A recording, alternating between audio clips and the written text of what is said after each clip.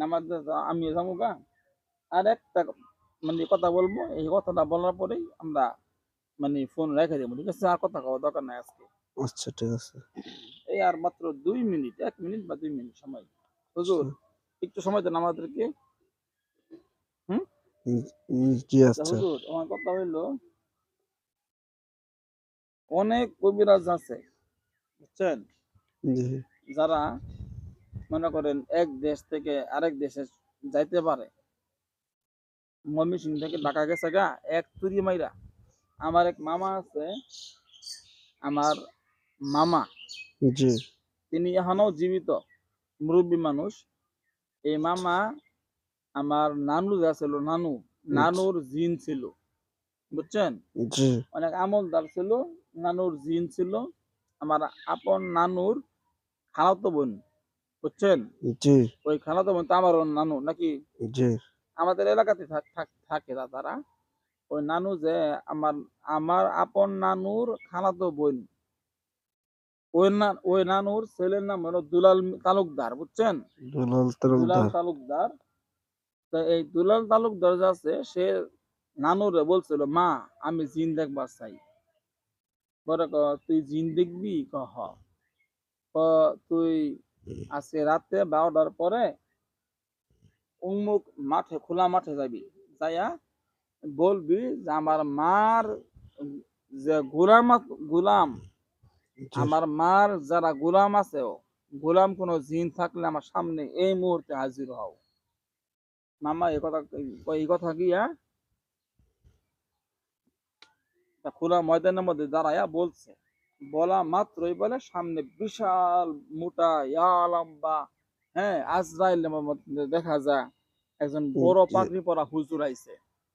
জি হুজুর আইসা বলতেছে, আদেশ করেন হুজুর, আপনি আমাদের, হ্যাঁ, মালকিনের ছেলে। আমাদের যে ওই মা জননীর সন্তান, আপনি আপনি জি আদেশ করেন, আমি হাজির, আপনার জন্য আমি কুরবানি করতে রাজি, আপনি কি বলবেন বলেন।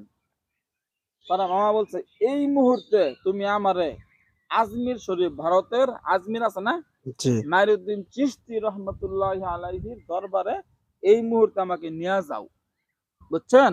জি বলল, যখন তখন তারে খালি একটা পানহার মধ্যে ধরলো, মানে এইভাবে না, একটা সাইডে ধরলো, বলে চোখ বন্ধ করো, চোখ বন্ধ করলো, তার নিয়ে গেছে আজমির শরীফে।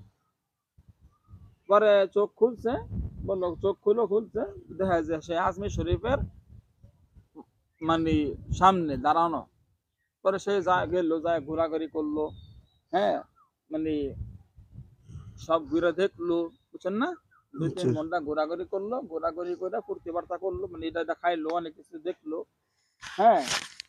করার পরে পরে আবার সে ওখানে আসছে খোলা ময়দানে, মানে ওদিকে একটা সাইডে গেছে, যে আবার ডাক দিছে, এই আমার মার গুলাম, তোমরা এই মুহূর্তে সাক্ষ্য দাও, দেখা দাও।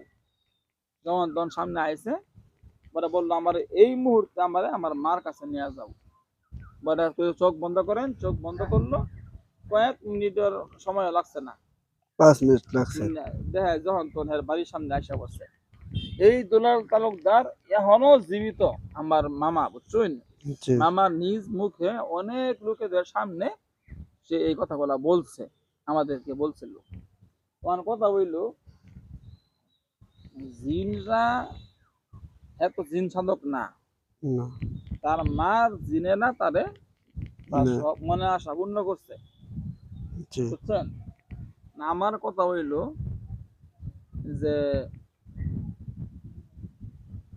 আবার এই যে ঢাকা আছে না, ঢাকা, জি ঢাকা ওই যে আবদুল্লাপুর হাউস বিল্ডিং আছে না, জি ওইদিকে রাজুকের, বুঝছেন, রাজুক যা আছে, রাজুকের কিছু ওইদিকে মানে একজন মুরব্বী, 70 বছর 75 বছর 75 77 বছর বয়স হবে একটা লোক আছে, গাঁজা মোজা খা, মদ খা, সারাদিন গাঞ্জা খা, মদ খা বুঝছেন।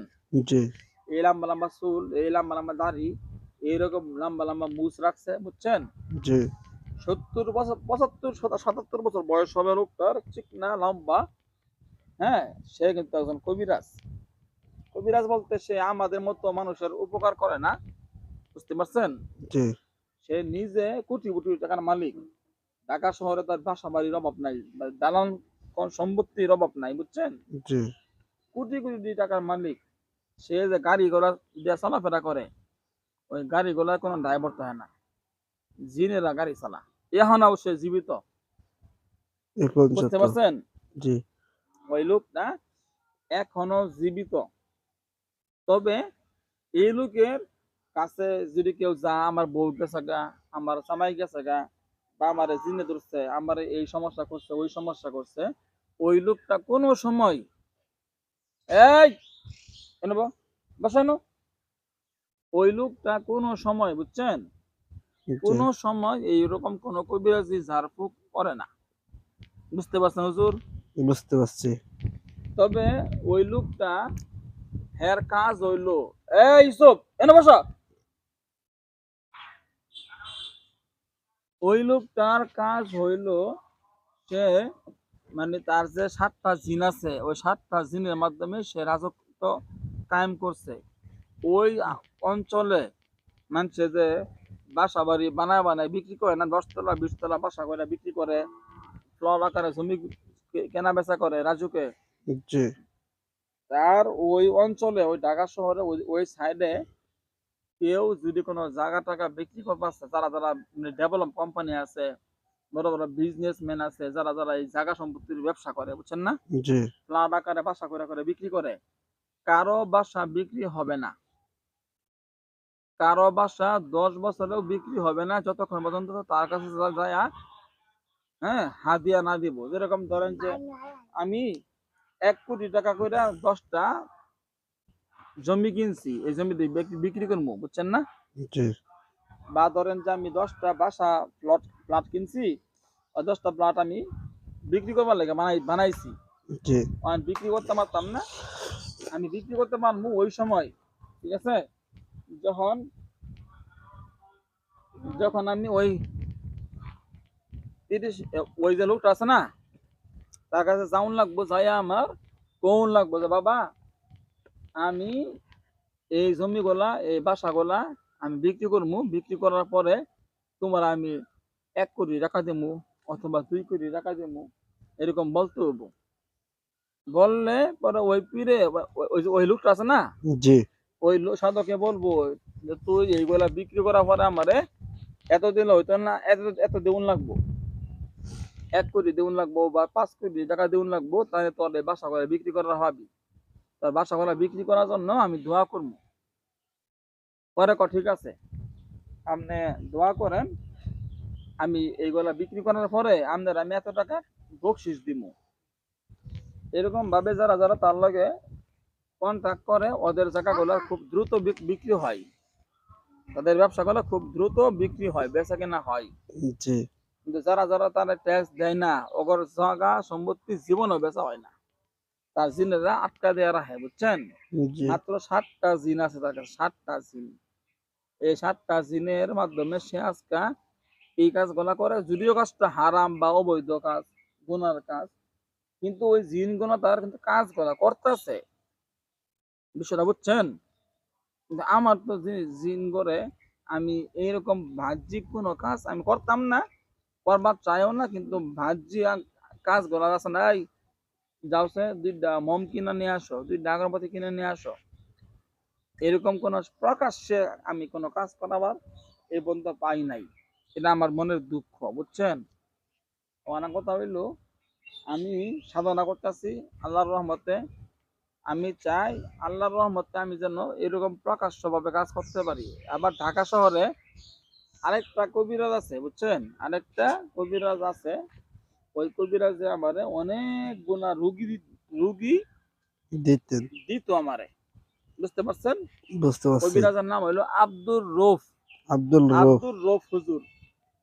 সে আমারে অনেক রুগী টুগী আমারে দিত। এখানেও মাঝে মধ্যে অনেক রুগী টুগী যেগুলো মানে সে মারাবার না পাও, ওইগুলো আমার দিয়ে দেয়। জিনের রুগী, জাদুর রুগী আছে না, জি বা জামাই বউরে বাধ্য করার কাম আছে না, যেগুলো হ্যাঁ নিজে করতে করতে অদক্ত হয়ে যা, ওই কাজগুলো আমার কাছে দিয়ে দেয়। ওই রুগী রে করে কি, বলে যে ময়মনসিংহ এর অমুক কবিরাজ, এই যে ফোন নাম্বার, তার লগে যোগাযোগ করো, সে এই কাজগুলো করে দিব। ওর ওই কাজ করলে আমি করে দিই, মানে সে আমার অনেক রুগী দেয়। তো ঘটনাক্রমে ওই রুগীরা যে আমার কাছে আসে, ওরা আমার বলতেছে, হুজুর আমরা যে হুজুরের কাছে আইছি, ওই হুজুরের কাছে তো যাই আমরা এমনি না, হ্যাঁ রুগীর অভাব হয় না। আমি কিনলে গায়ে এত রুগী হয়? তো হুজুর হ্যাঁ কিছু কেলমা দেখা, কেলমা। আমি কি কেলমা দেখা? ওই হুজুরে হাত দিয়া না এমনি ইশারা করে, এভাবে ইশারা করে, হাত থেকে সমানে আঙ্গুর ফল পরে, এই খেজুর পরে, খুরমা পরে, মিষ্টি পরে, পাওয়া যায় হের। এটা প্রতিদিনই হের চেম্বারের মধ্যে যে অনেক রুগী আসে, এইগুলা দেখবে লাগে রুগীরা ভিড় করে। আর হ্যাঁ এমনি হাত হাত ঝাড়া মারে, এমনি খালি হাত ঝাড়া মারে, হাত থেকে সমানে মিষ্টি পরে, খুরমা পরে, খেজুর পরে, আঙ্গুর ফল পরে, বুঝছেন, আপেলও পরে। হাতের মধ্যে থেকে পরে এরকম না, মানে হাত এরকম ঝাড়া দেয় জিনের আর কি, হাতের জি মানে বুঝতে পারছি। এভাবে ফালে আর কি। তো এই একটা ক্যালমা দেখায় না, এই ক্যালমাটা দেখানোর কারণে হাজার হাজার রুগী তার কাছে ভিড় করে। তখন কথা হইলো, ওই যেটা ক্যালমা, ওইটা তার জিনেরা এই ক্যালমাটা দেখাইছে, ঠিক না? জি আমিও তো এরকম ক্যালমা দেখাবার চাই, মানুষে এইগুলো দেখলে খুব খুশি হয়, আকৃষ্ট হয়। ওই কবিরাজের কিন্তু কিন্তু কাজগুলো যে সে করে না, তার দ্বারা কাজ হয় খুব কম। বাধ্য করার কাজ, বিচ্ছেদের কাজ, বশীকরণ করার তদবির, জিনের জাদুর রুগী আছে না, জি এইগুলা চিকিৎসা যা করে, 100 রুগী দেখলে 5-10টা ভালো হয়, বাকি একটা ভালো হয় না। হুজুর, সব রুগী আমার দিয়ে দেয়, হুজুর, কিন্তু হে ওই কেলমা দেখাইয়া অভ্যস্ত। আমার কথা হইলো, আমার কাজগুলা 100-100 হয়। বাধ্য করা, বশ করা, বিচ্ছেদ করা, শত্রু ধ্বংস করা, কাউরে যেটা মন চাহিদা করা, সব কাম পারি আলহামদুলিল্লাহ। জিন বন্দি করতে হবো, রুগী থাকবো আমেরিকা লন্ডন বইয়া, রুগী অনুভবে থাকবো, আমি ইনতে বইয়া কাম করবো। ভিডিও কল লাগতো না, অডিও কল লাগতো না, খালি রুগীর নাম ঠিকানা ছবি পাঠাবো। এই থেকে ওই রুগীর উপরে যত জাদু আছে, তাবিজ আছে, কুফুরি আছে, সব নষ্ট করবো। তার উপরে জিন থাকলে জিন গুলা বন্দি করবো। 1 লক্ষ 10 লক্ষ 10 কোটি জিন থাকুক গা, সব জিনরে বন্দি করবো। 1 ঘন্টার মধ্যে রুগী সুস্থ হবো, সম্পূর্ণ সুস্থ হবো 1 ঘন্টার মধ্যে। আমি এটা দিলাম, এটাও তার ক্যালমা, আমি দেখাবার পাই আলহামদুলিল্লাহ, এইটুকু আমি পারি। কিন্তু প্রকাশ্যভাবে আমি হাতটা ঝাড়া মারবো, আর হাতের ভিতর থেকে এমনি ফল পড়বো, আঙ্গুর ফল পড়বো, এটা এইরকম কিছু খেলামেলা না দেখাইলে মানুষ মজা পায় না। আমি এইগুলা খেলাধুলা দেখাবার চাই। এই জন্য আমার দলে, হ্যাঁ, আরো কিছু যারা খেলমা দেখাইতে পারে, এইগুলা খেলমা যারা দেখাতে পারে, এরকম কিছু জিন আমার সাধনা করতে হবো। হুজুর, জি। এগুলো কেলমা দেখাইলে যারা কেলমা এগুলো দেখায় এখন তো অত বেশি লোক করতে পারে না। আপনি কিছু কথা আগে বললেন না, হুম হুম যে একটা লোক হাত ঝাড়া মারলে আঙ্গুল পরে পরে, হুম হুম এখন তো এইসব এইসবের সাধনা করছে, তাই ও এইসবই পারে। আর মানে যারা ওগুলো এই সবে সাধনা করছে, এইসব করতে পারবে। না আর এই সব আমি কই শুনেন হুজুর, জি এর তো আসলে হ্যাঁ ফালায় না, না, ফালাই তো হের জিনেরা। জি না, কিন্তু ওই যে ও কোনো আমার কাজ করতে পারে না। জট মাতার হুজুর আছে না এনু, যারা মাথার মধ্যে ওই যে ওই জট চুল দেওয়া, চুলের জি জট মাথার মধ্যে, চুলের জি জট জি আছে না, আছে।